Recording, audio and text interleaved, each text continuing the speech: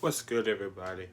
It's your boy J Rock here, and tonight we're gonna do something a bit different, but nah, I ain't doing nothing else different besides doing a reaction, which is gonna be scary. But for the time that this is being uploaded, we're gonna do something that I'm gonna add to my scary story slash reactions. It's gonna be onto that playlist. I will add it momentarily, but I have a surprise for you all on the next video. So while that's being loaded, we're gonna do new house horror stories. So let's go. Hold on. Looks like Reese's stayed out past.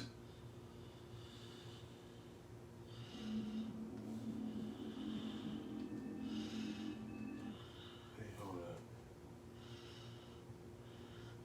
Alright, this is what else? I hear this.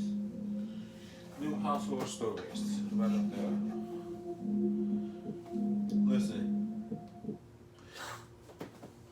Ever since my mom told me the stories about this house, we hadn't have nothing major, like some sounds and all, running around and all. Like the closest thing we had to somebody would be just be a rodent in the attic, but we got rid of that soon because we didn't have to call it a exterminator. We just had some people to like our family, which were like experts to get a trap to get the rodent out of the house, which was making a mess.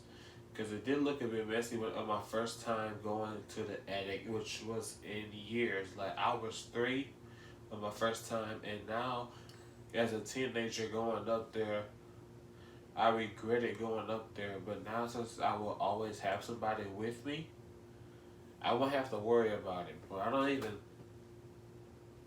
think about going to the attic because why I gotta go in there anyway? Because there's nothing in there for me besides some previous things from my childhood. But let's just get on to the stories. I bought my first house that I currently still live in 2 years ago. I was in the unpacking and settling in phase. At the time, I was single and living alone, but I just figured it was time for a house. I had a couple friends over to help me unload the truck full of boxes, and I paid them with food since they wouldn't accept money. They hung around for a few hours after just to hang out. When my friend Dale went to the bathroom, he came back and said he heard some noises from inside the walls, and that it sounded like there were some pipe issues. I took note of it, and the two of them left a little later. Since it was a Saturday, I stayed up pretty late on my laptop watching Netflix. However, I was hearing some light thumping sounds from above me, which was odd because my bedroom is upstairs. The only thing that could be above me would be the attic. Then I remembered Dale's comments about the noises from inside the walls. I went to the attic door and pulled it down. I actually had to take a deep breath because I was a bit nervous. All right, listen. For those that's looking for a house or looking forward to move out, when you get to the house that you think is gonna be on your list, once you get to the house with the what they call those well, besides I'm gonna say house sellers, check every room because you don't know if you're gonna accept it or not. Even if you don't buy that particular house that you think that you're gonna get, just check every room. Oh, I think it's some not agent, but well, I'm just say like the house seller. I'm just gonna say check every room and have a talk with the seller. What if it's online or those that left the number? Yeah, real estate agent. Yeah, that's what it would be. I think so. I'm not sure. I climbed the stairs into the attic and pulled the light switch down. One very dim yellow light buzzed on, just barely lighting up the attic. The noises in the walls stopped though. Either that, or the noises just weren't coming from the attic, I imagined. With no boxes up there yet, It was just basically a big empty space, and I could clearly see no one was up there. The only things in the entire attic were a couple giant framed paintings leaning on one of the walls.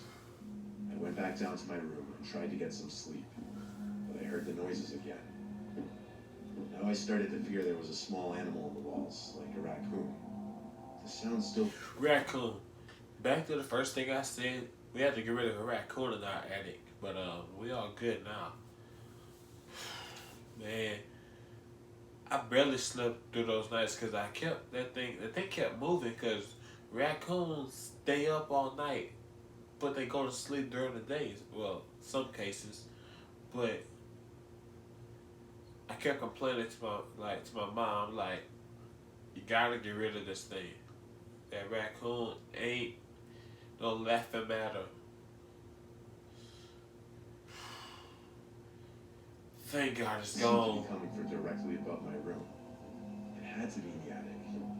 So once more, I went up into the attic and looked to where I thought would be directly above my bedroom.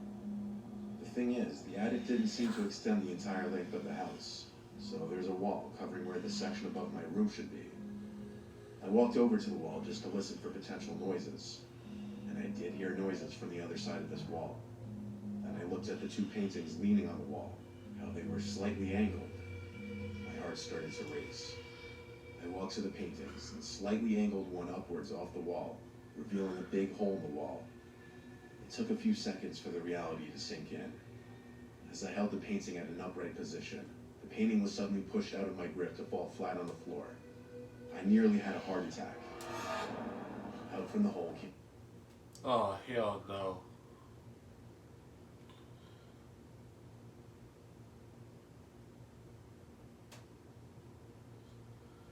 Y'all see it?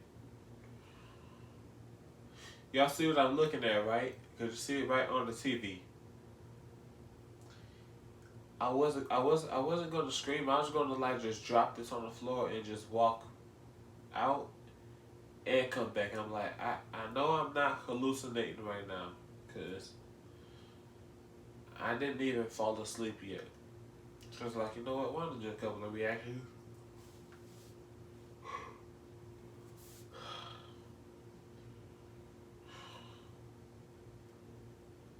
And no, I did not see this before. I'm talking about this video, and I'm like, what is with me not having fears? Like, all right. So this is what's in your house. Not a rabbit, not a mouse, not a raccoon, but a live human being. That's it. You can have it. I'm taking everything out the house. You just make sure you have enough food and enough. In fact, just have the food and sleep. So sleep well. Because I'm taking the bed. I'm taking everything out. The only thing I'm leaving might be well, I can move. I can leave a TV. Like, you only get one TV in the house. Cause back in the day, like parents used to tell us, like back in the day, we didn't have all the TVs that you see. Cause each of these rooms have flat screens. I lived with 7 televisions in this house. Or I mean, actually, my mom's house. Like, look, one in her room. This one here. There are 2 in the guest room because one don't work and one is working, and we got one big one coming and one in the living room. Y'all seen it before. It's in one of my old reaction videos. I think.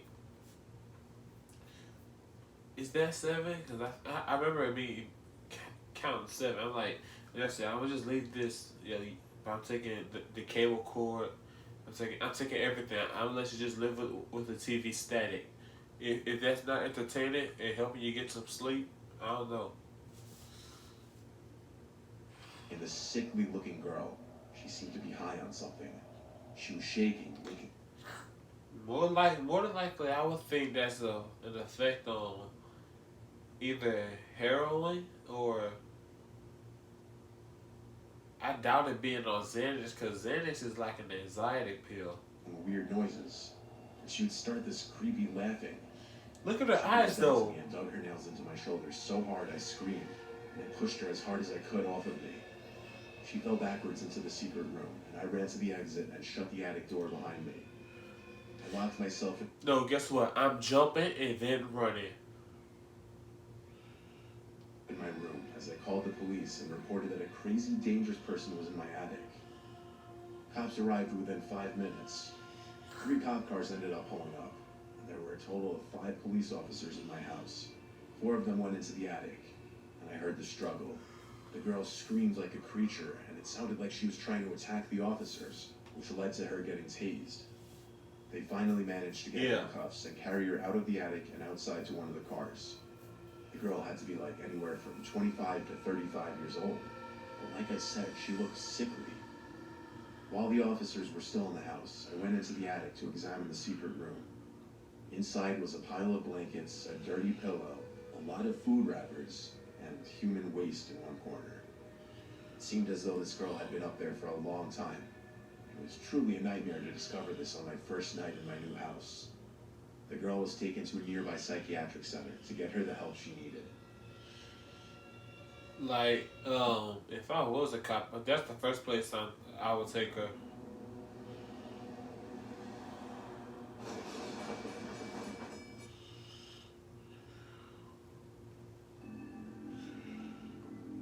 My mom and stepdad went on their honeymoon. I wasn't trusted to watch the house for the week, so they sent me to my Uncle Ronnie's farm. He lives with my Aunt Susie and my cousin Ronnie Jr. They have a spare bedroom upstairs that I stayed in. It's an old-fashioned style wooden farmhouse. It's big and nice, though. The spare bedroom overlooked the crops, and the numerous scarecrows my uncle had scattered through the crops. This was in mid-October a few years ago, and my uncle was mid-harvesting his corn at this time of the month. He asked for my and Junior's help. Weirdly, it wasn't tedious work, like I kind of enjoyed doing it. He wasn't using his combine. Instead, we were just hand-picking a bunch of corn. I had this little rolling basket-like thing that I was supposed to fill up. I admired the 3 scarecrows he had. They looked like he put a lot of work into them. They had sweatpants on and varying flannels, along with straw hats over their heads. When we were done picking the corn, I asked Uncle Ronnie how long it took to make those. He said a few hours at most, and he said they really do the trick keeping the crows away for the most part. That night after dinner, I played video games and smoked weed with Junior for a little bit. Then I just went to the guest room to do whatever on my laptop. Next thing I knew, a rock or something hit the window. It scared me for sure, because there's no way that wasn't intentional. I didn't want to go look out the window to check, though. I just closed my laptop screen so there would be total darkness in the room. I crossed my fingers it wouldn't happen again.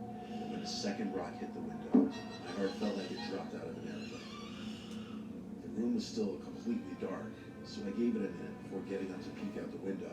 There was a full moon out, and one of the outside lights was on, both lighting up a decent amount of the crops and one of the scarecrows. If this thing tries to jump scare me, like the first, like that girl that got arrested, please don't be a jump scare. I'm not scared though, but I just don't want this to be like an attempt to jump scare me because I never been jump scared before. No. I continued to look around, but when I saw something moving in the corner of my eye, I looked back at the scarecrow to see one of its arms waving at me. No, surely I was hallucinating. The waving stopped, and the arm moved. Yeah, I know what I was looking at also. I looked at all 3 spots. 1, 2, 3. Now I'm looking at y'all like, look. Crazy. You see that little white thing over there? What? Let me put my hand by it. Right here. On the screen. I'm not touching the screen. I'm pointing at it. Then I'm looking at it like, it better be an angel that's just coming down and not moving his wings or anything. If it's an angel, I'm going. But back down to its side. I ran to Junior's room and opened the door, but by this point in the night, he was already asleep. I closed his door and checked downstairs for my aunt and uncle, but all the lights were off downstairs, so I checked their bedroom, and they too were both asleep. I went back to my room and lifted the blind just enough to peek out there. The light outside was now off. Okay, that's what might be. I was able to see the scarecrow was still hung up on a stick. I looked out that window for over a minute, waiting for it to move again. But the longer I waited, the more I realized I must. He's a scared. Wait, I missed something real quick. So he said that he said that he probably caught a scarecrow arm move.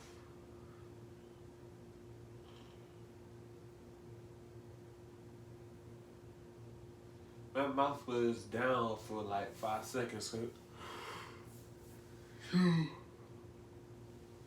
My realization, this human being probably taking his life. I'm not sure. Hope it ain't no suicide. Hope not. Please don't be suicide. Please don't be suicide. It's been higher than I realized. I finally dropped the blind back down and climbed into bed. The next morning, I went downstairs to my Aunt Susie making us all pancakes. My uncle was already outside doing work. Aunt Susie called Junior down to eat before all the pancakes were gone.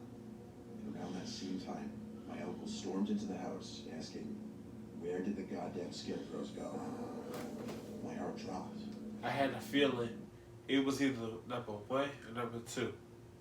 1, it could have been the person taking their life, acting like a scarecrow, or doing the scarecrow method.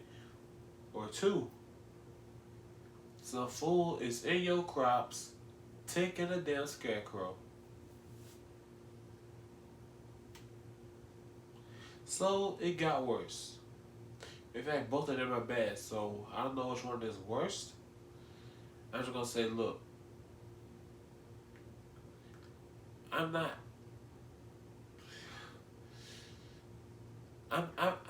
tell them, can you let me call my mom, because y'all got a problem in this house. The three of us went outside, my uncle leading us to show us that all 3 scarecrows were missing from their posts. That's when I told him about what I saw last night, and how at first I thought I just imagined it, but now it made sense. No, you ain't imagining it, Jack. The realization hit me that somebody did in fact throw rocks in my window. They did see me looking out, and someone was posing as a scarecrow. That night when we were all sleeping, the doorbell rang continuously at like 1 or 2 in the morning. I heard my uncle and Junior yelling in the hallway and running down the stairs, so I followed. When he opened the front door, the 3 scarecrows were posted up right in front of the porch, all with red paint stains covering them, mimicking blood. My uncle called the police and turned on all the outside lights on the property. The police, as well as my uncle, chalked it up to some stupid early Halloween prank by a bunch of immature kids. But the possibility that it wasn't, and that it may have been a much more hostile motive behind this, is what really freaked me out. I bet it was suicide. When They you have no sensitive prank. skin, your clothes can turn. And I'm sorry for the ads. Switch to arm.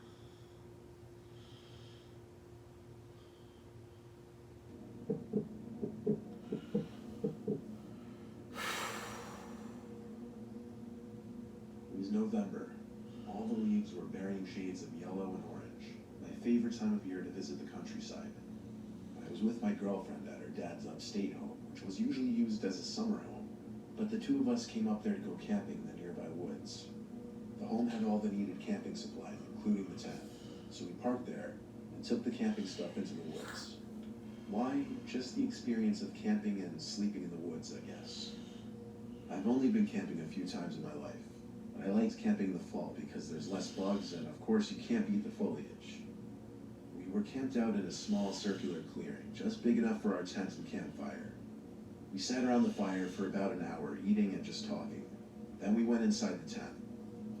We kept the fire going as it made my girlfriend feel safer, and it added a bit of warmth. Besides the sound of the crackling fire, We eventually started hearing leaves crunching in the distance. My girlfriend and I looked at each other. She put her finger up to her lip. I could tell she was nervous. Fires usually repel wildlife from approaching, so as the crunching of the leaves got louder, it got more suspicious. The footsteps also sounded bipedal, like humans' footsteps. The crunches got louder until they stopped around the fire. Then we noticed the shadow outline of someone standing out there. And then they sat down in one of the chairs, but they didn't say a word. So I finally decided I was going to peek my head out and check.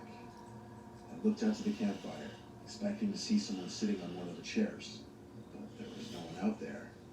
I got up on my legs to look around the campsite, into the trees and darkness. I didn't see anyone out there. My girlfriend was whispering something. It sounded like she was urgently trying to get my attention. So I crawled back inside, and she said, "What does he want?"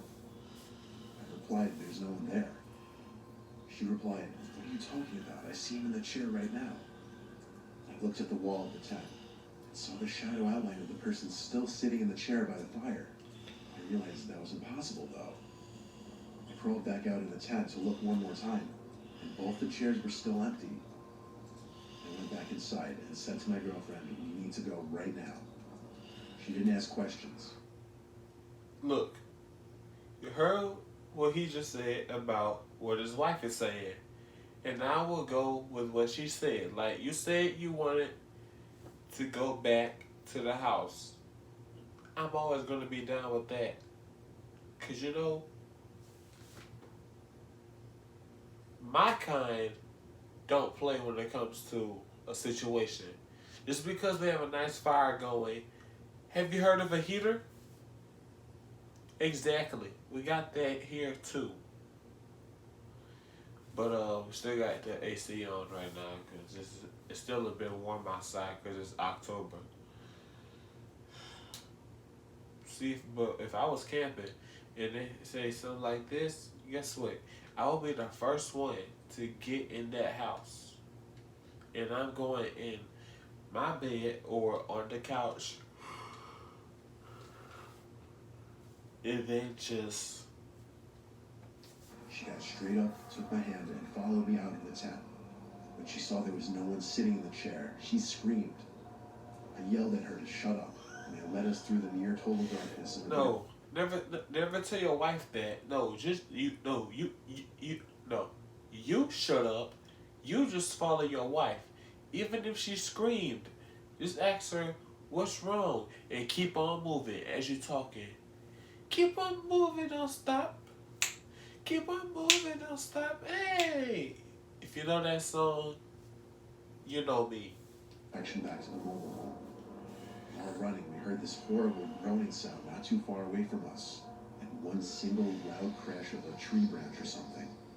This caused both of us to scream, "Oh shit," and run even faster. How we found the property was by repeatedly pressing the car lock button until we finally heard the car horn. We went into the mobile home, locked the door, and hid under the covers in the safety of the bedroom. Still, I didn't feel entirely safe being surrounded by nothing but woods in every direction, and I was paranoid that whatever was out there followed us. I let my girlfriend sleep while I stayed up listening for sounds. I thought I heard it.